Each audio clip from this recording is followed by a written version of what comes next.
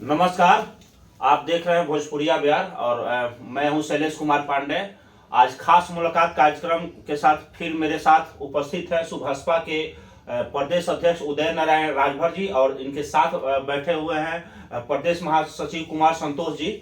आज हम चर्चा करेंगे जो बिहार में वर्तमान राजनीतिक परिदृश्य बना हुआ है, इसके साथ ही इनकी पार्टी का जो कार्यक्रम है बिहार में कैसे है, क्या है, इसके बारे में भी हम बात करेंगे। सबसे पहले स्वागत है आपका।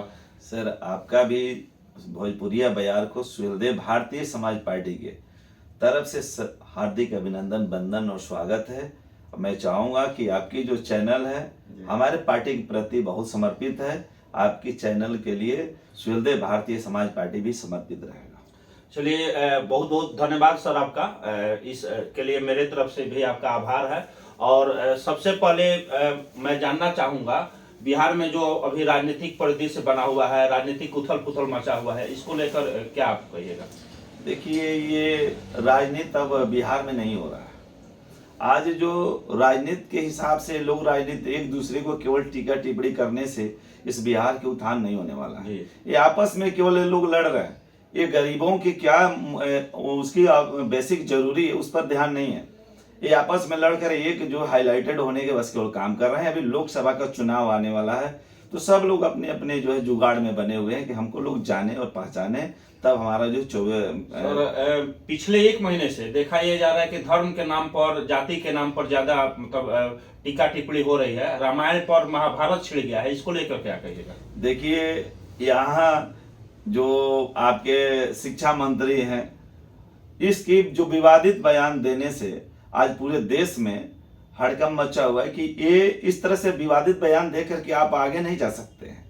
जो भी रामचरितमानस पर अभी जो शिक्षा मंत्री ही नहीं सर, आरजेडी के कई नेता, कई मंत्री, इसके बाद आलोक मेहता जी का भी बयान है 85-90 क्या आ रहा है। उसके बाद से इधर जदयू के जो एमएलसी हैं उनके तरफ से भी आया था, हिंजड़ा बोला गया था। राजनीतिक का स्तर मतलब क्या इतना गिर गया अभी वर्तमान समय में कि एक दूसरे को लोग गाली दे रहे हैं और गाली से केवल राजनीति हो रही है कि और कुछ मुद्दा है? देखिए, अभी जो वर्तमान समय में जो राजनीति चल रहा है, ये इनको खुद ही नहीं पता है पद के, जिसको गरिमा नहीं पता है कि पद का मतलब होता क्या है। जो भी निचले स्तर के लोगों ने पद दिया है विकास करने के लिए, विनाश करने के लिए नहीं।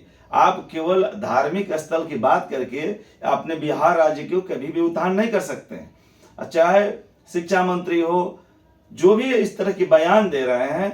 उत्तर प्रदेश में देखिएगा कि स्वामी प्रसाद मौर्य भी इस प्रकार की बयान दिए। मैं चाहता हूं कि जो भी इस प्रकार की बयान देते हैं किसी भी पार्टी के लोग हों, उसको तुरंत उस पार्टी से अपने निष्कासित कर देना चाहिए। यहाँ किसी के धर्म के साथ खिलवाड़ नहीं करना चाहिए। धर्म में सबको आस्था है, उस आस्थे के साथ जुड़े रहना चाहिए। अच्छा, इस तमाम राजनीतिक उतार चढ़ाव के बीच आपकी पार्टी लगातार बिहार के कई जिलों में अपना कार्यक्रम चला रही है। क्या एजेंडा है 2024 को लेकर आपकी पार्टी का और किस तरह के कार्यक्रम आप लोग चला रहे हैं?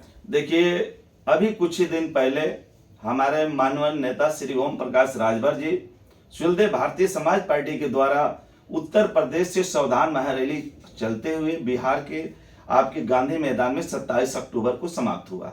उसके बाद भी उत्तर प्रदेश के धरती पर माननीय श्री ओम प्रकाश राजभर जी अभी महारैली, महिला जो महारैली शुरू की है बिहार के धरती पर भी हम लोगों ने घूम करके अभी 38 जिला में सुहृदय भारतीय समाज पार्टी के एक सूत्र में बांध करके लोगों को, जो वंचित समाज है, जो अभी राजनीति से वंचित है, विकास से वंचित है, उसको एक प्लेटफार्म बनाकर सुहृदय भारतीय समाज पार्टी 2024 में उसको हक हिस्सा दिलाने के लिए हम लोग पूरे बिहार में दौड़ा। किस तरह के कार्यक्रम आपके पार्टी द्वारा चलाया जा रहा है और उसके रूपरेखा क्या है, थोड़ा दर्शकों को बता दीजिए। कब कब कार्यक्रम है, कहाँ कहाँ? देखिए, बिहार में अभी वर्तमान समय में पहली जो कार्यक्रम है 10 फरवरी को पूर्णिया के काला भवन के मैदान में है और 10 फरवरी के आपको पूर्णिया में दिखाई देगा कि कितने सुहृदय भारतीय समाज पार्टी की शक्ति है।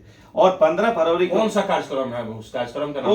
उस कार्यक्रम का मैंने नाम रखा गया है कि गुलामी छोड़ो समाज जोड़ो अधिकार विशाल जनसभा। तो इसका कार्यक्रम का जो नामकरण आपने दिया है गुलामी छोड़ो समाज जोड़ो, तो अब मतलब किससे गुलामी मतलब छुटकारा चाहते हैं और किससे आजादी चाहते हैं, ये थोड़ा बता दीजिए। देखिए, गुलामी, देश तो आजाद हो गया सर, जी। और आजाद होने के बाद भी अभी देखेंगे बिहार के अंदर, जब इसीलिए मैंने कहा केवल धर्म के बारे में बोलेंगे, सब कुछ बोलेंगे, लेकिन गांव में जब घूमना शुरू करेगा, हम लोग धरातल पे काम करते हैं, जब गांव में घूमते हैं तो अभी देखिएगा मजदूर गरीब तबके के लोग रोजगार के बिना भटक रहे हैं। यहाँ बिहार में रोजगार की बात कोई नहीं कर सकता है, गरीबों की हक हिस्सा कैसे मिलेगा उसके बारे में नहीं बात कर सकता है, उसके आवास कैसे मिलेगा उसके बारे में बात नहीं कर सकता है। लेकिन जो नहीं चाहिए वही लोग रात दिन मीडिया पर, सोशल मीडिया पर छाए हुए, उससे इस बिहार का उत्थान होने वाला नहीं है। इसलिए हमारे सुहेलदेव भारतीय समाज पार्टी बिहार में गांव गांव जाकर के जो गुलाम यानी नेताओं ने बनाकर रखे हैं उससे आजादी दिलाने के लिए सुहेलदेव भारतीय समाज पार्टी पूरे गांव गांव में घूम करके उसको बता रही है कि अब तुमको गुलामी नहीं करना है, अपने हक अधिकार के लिए लड़ना है। उसी को लेकर ये जो है गुलामी छोड़ो समाज जोड़ो अधिकार विशाल जनसभा हर जिले में किया जा रहा है। कहाँ कहाँ? 10 फरवरी को पूर्णिया है, उसके बाद 10 फरवरी को सर पूर्णिया है, 15 फरवरी के बक्सर जिले में है, और 24 तारीख को सासाराम में है, और 20 मार्च को आपके पश्चिमी चंपारण में है।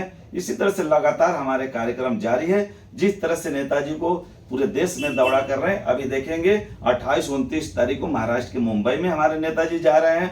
इसलिए पूरे देश के अंदर दौड़ा है, तो जैसे ही उनको समय मिल रहा है, लेकिन 60% बिहार में वो समय देने के लिए हमारे बिहार के जो भी वंचित समाज है उसको दिए हैं वचन कि हम 60% बिहार के लोगों को समय देंगे, जो गुलामी के जंजीर में जकड़े उसको आजादी कराएंगे। ये तमाम जो कार्यक्रम पार्टी के द्वारा चल रही है लगातार बिहार के अन्य जिलों में, क्या 2024 के चुनाव लड़ने की कोई बिहार में आपकी इच्छा है क्या? और कितने सीटों पर लड़िएगा चुनाव और किससे अलायंस होगा, थोड़ा सा ये बताइए। देखिए, हमें पहली बार चुनाव नहीं लड़ रहे हैं जी।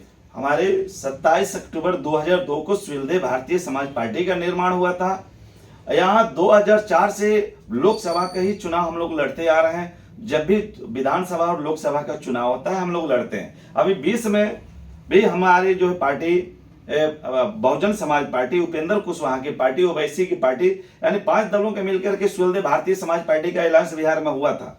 24 में भी हम 40 लोकसभा पर अपनी तैयारी में लगे हैं। सबसे मजबूत दावेदारी कौन कौन सी सीट पर है आपको बिहार में? देखिए, बिहार में यदि हमारी बात करेंगे तो लोकसभा की तो आपको बक्सर भी है, आपके जो सासाराम लोकसभा है, नवादा भी है, और आगे चले जाइए सिवान जिला में है।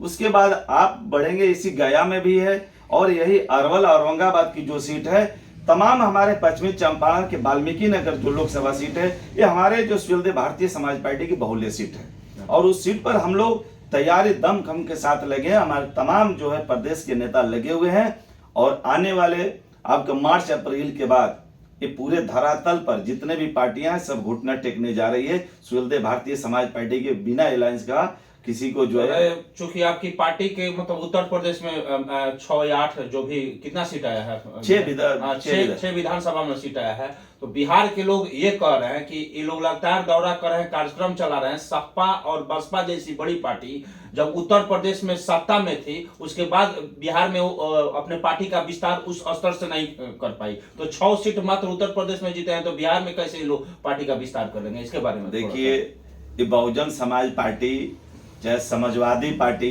वो सीमित की पार्टी है, वो सीमित गई है। अब उसके आगे उसकी सोच नहीं है।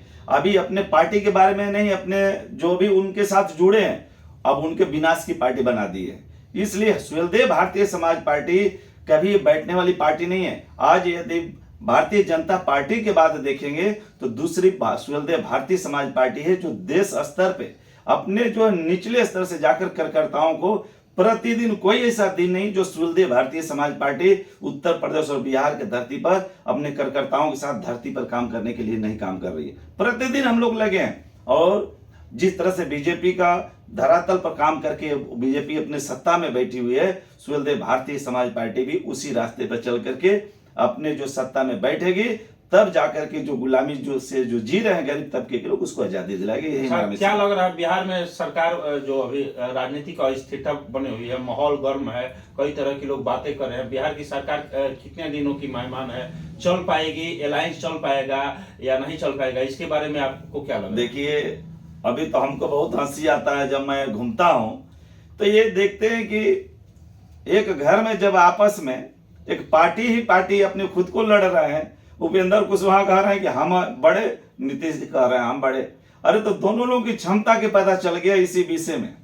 उपेंद्र कुशवाहा मुख्यमंत्री के दावेदार थे, हमारे ये अलायंस में थे, लेकिन एको सीट नहीं जीत पाए। मुख्यमंत्री बनने का जो मुंगेरी लाल वाला सपना था उनका ध्वस्त हो गया।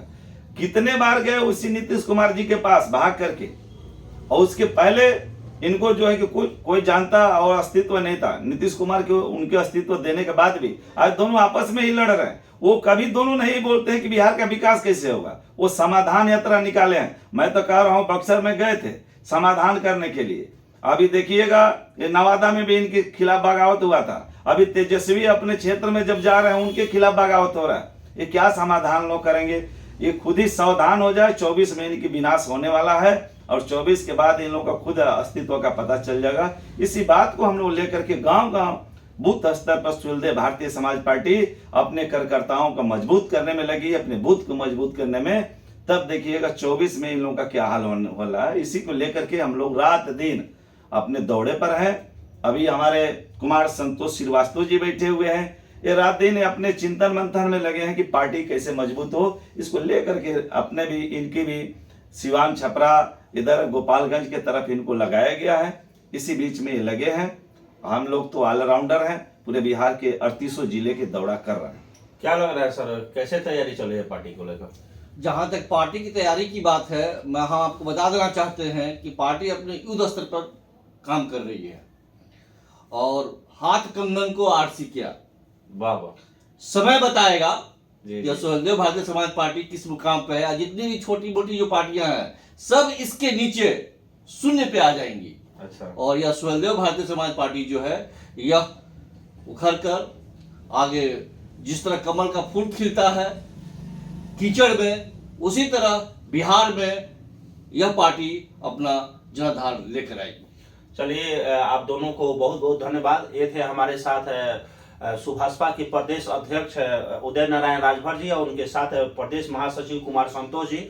फिर हम मिलेंगे किसी अन्य मेहमान के साथ अगले कार्यक्रम में। तब तक के लिए आप देखते रहिए भोजपुरिया बिहार।